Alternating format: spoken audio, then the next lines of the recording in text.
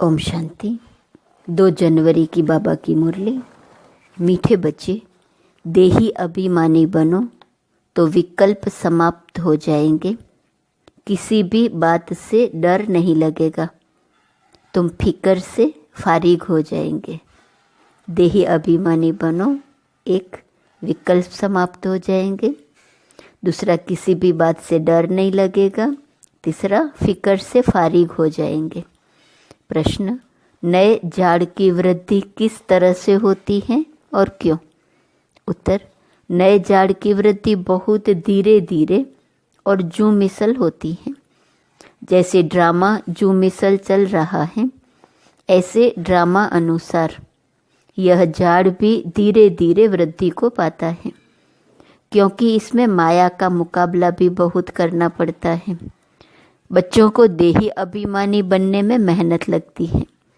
देही अभिमानी बने तो बहुत खुशी रहे, सर्विस में भी वृद्धि हो, बाप और वर्षे की याद रहे तो बेड़ा पार हो जाए।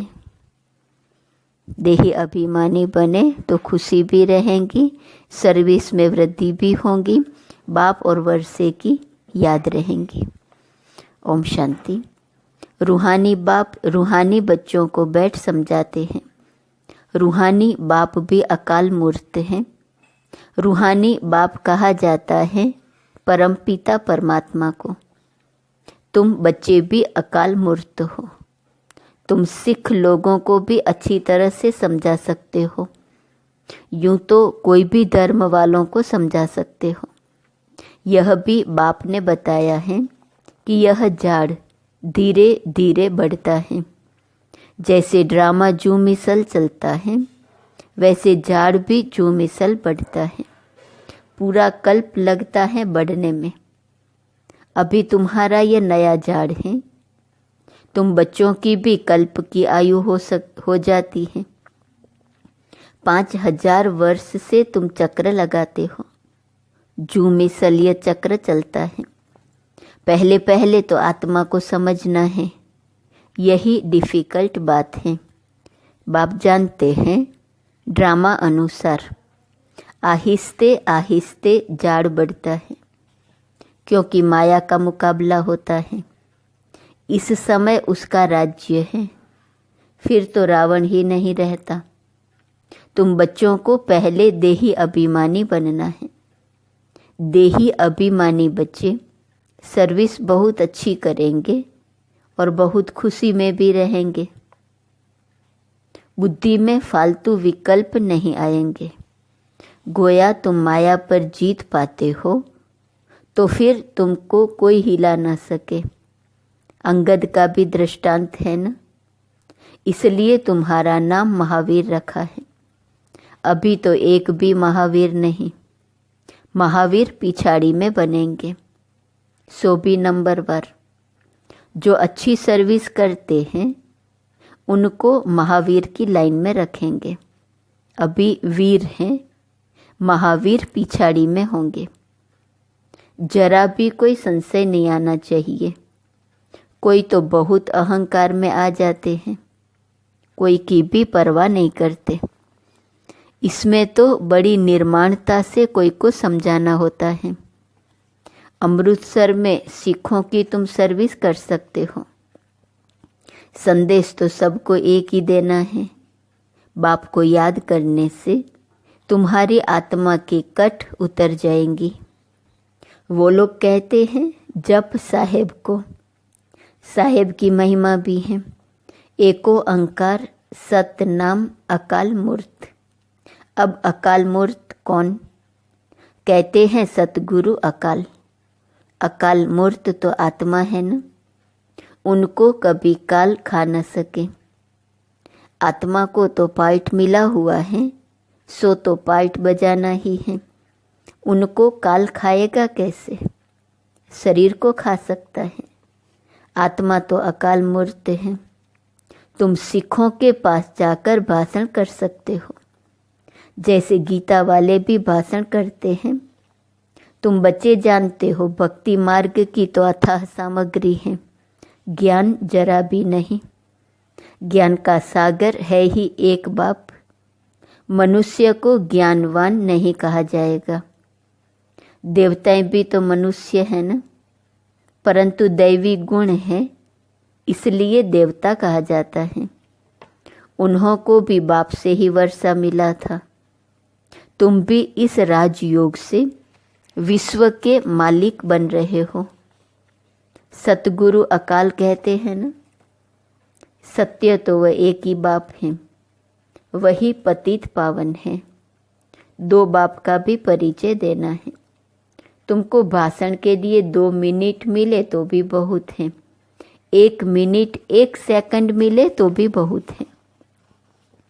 जिनको कल्प पहले तीर लगा होगा उनको ही लगेगा, कोई बड़ी बात नहीं, सिर्फ पैगाम देना है।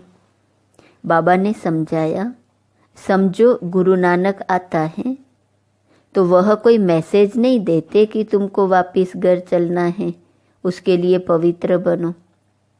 वह तो पवित्र आत्माएं ऊपर से आती हैं, उनके धर्म की वृद्धि होती है, आते रहते हैं। वास्तव में सद्गति दाता कोई मनुष्य हो नहीं सकता। सद्गति दाता एक बाप है, मनुष्य तो मनुष्य ही है। फिर समझाया जाता है फलाने धर्म का है। बाप ने समझाया है, तुम अपने को आत्मा समझो, पवित्र बनो। गुरु नानक ने कहा है, मूत पलीती कपड़ धोए। यह भी पीछे शास्त्र बनाने वालों ने लिखा है। पहले तो बहुत थोड़े होते हैं, उनको क्या बैठ सुनाएंगे। यह ज्ञान भी बाप तुमको अभी देते हैं, फिर शास्त्र तो पिछाड़ी में बनते हैं। सतयुग में तो शास्त्र होते नहीं। पहले तो समझाना है, बाप को याद करो तो विकर्म विनाश होंगे। विनाश तो होना ही है।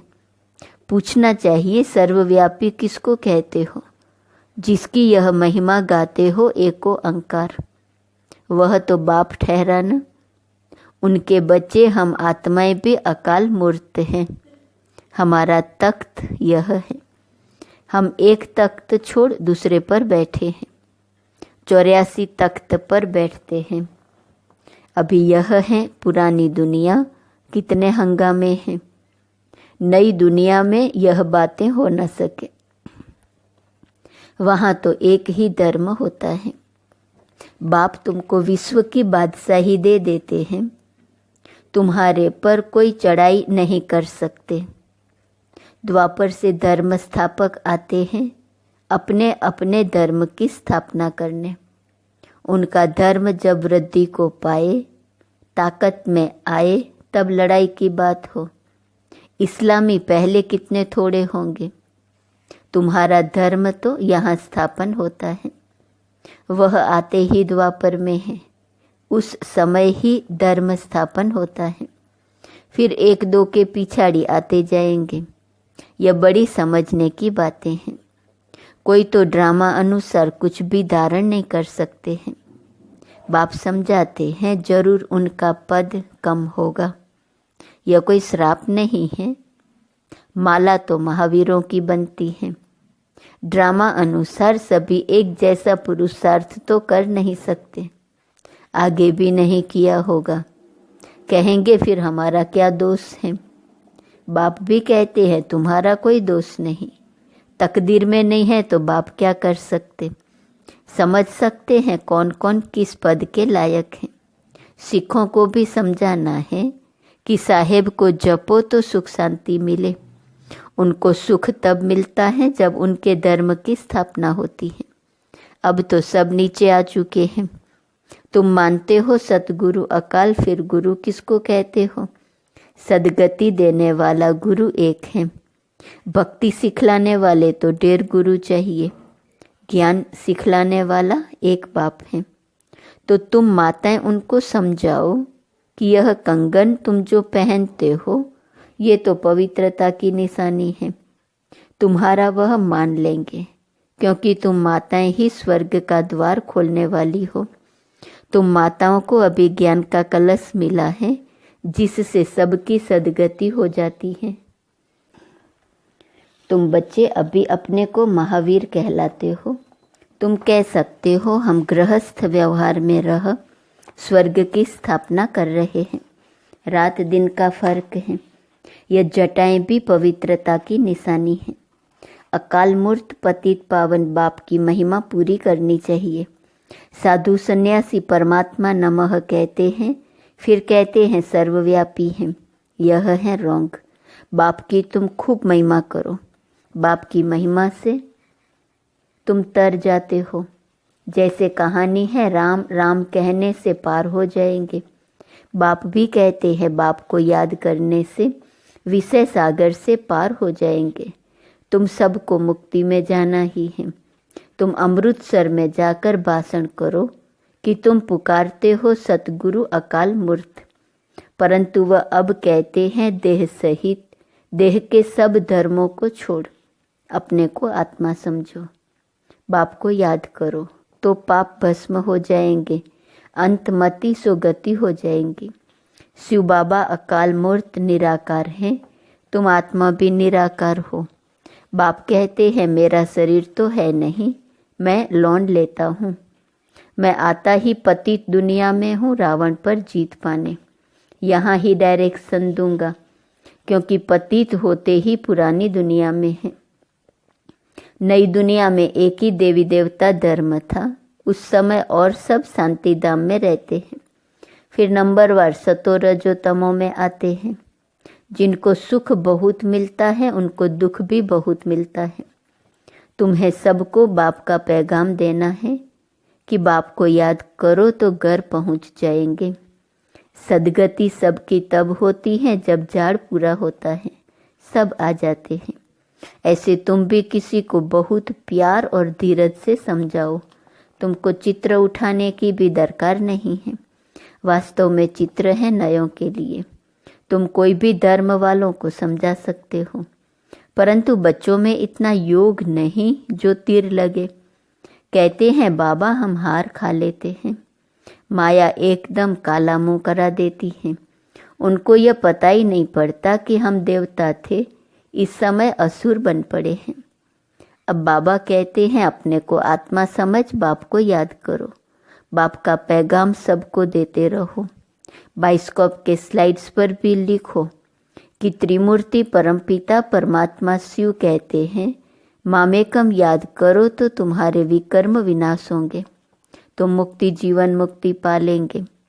पैगाम तो सबको देना है ना, स्लाइड्स भी बन जाना चाहिए।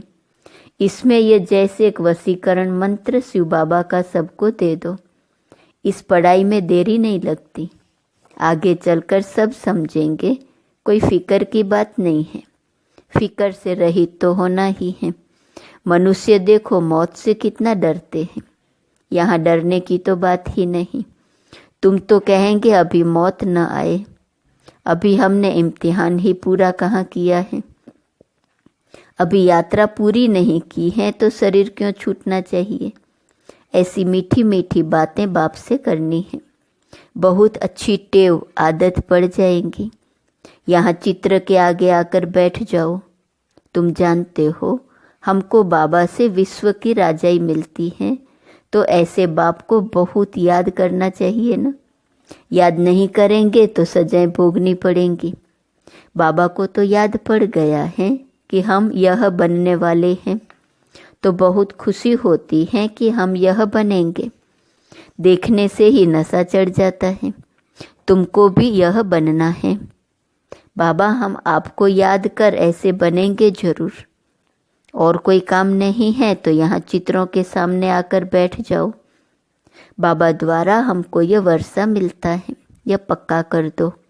यह युक्ति कम नहीं है, परंतु तकदीर में नहीं है तो याद नहीं करते। बाबा कहते हैं यहाँ आते हो तो बहुत प्रैक्टिस करो, तो जो कुछ ग्रहचारी होंगी वो उतर जाएंगी। सीढ़ी के चित्र पर विचार करो, परंतु तकदीर में नहीं है तो श्रीमत पर चल नहीं सकते। बाबा रास्ता बताते हैं, माया काट देती है। बाबा युक्तियाँ बहुत बताते हैं। बाप और वर्षे को याद करते रहो। कहते हैं अतीन्द्रिय सुख गोप गोपियों से पूछो, जिनको निश्चय है कि हम बाप से वर्षा जरूर लेंगे। बाबा स्वर्ग की स्थापना कर हमें उसका मालिक बनाते हैं। चित्र भी ऐसे बने हुए हैं।